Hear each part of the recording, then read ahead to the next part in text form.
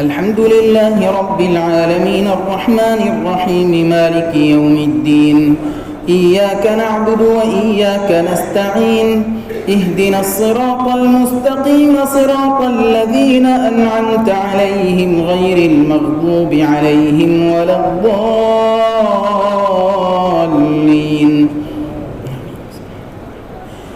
قل إن كنتم تحبون الله فاتبعوني يحببكم الله ويغفر لكم ذنوبكم والله غفور رحيم.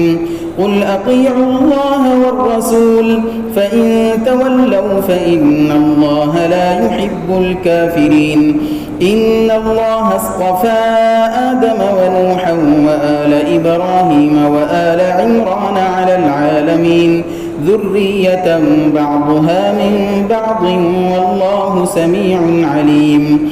إذ قالت امرأة عمران رب إني نذرت لك ما في بطني محررا فتقبل مني إنك أنت السميع العليم.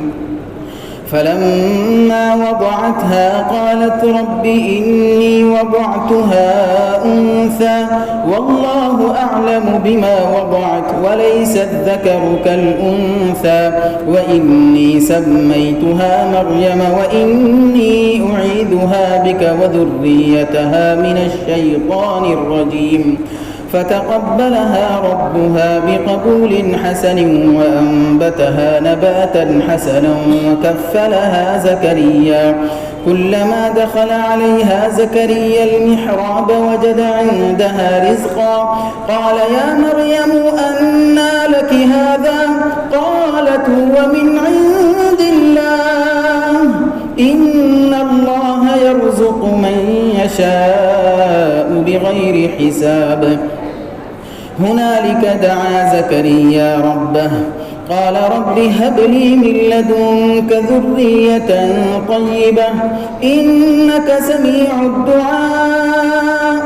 فنادته الملائكة وهو قائم يصلي في المحراب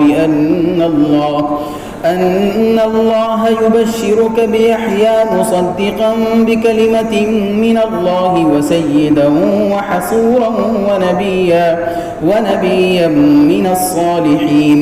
قال رب أنى يكون لي غلام وقد بلغني الكبر وامرأتي عاقر؟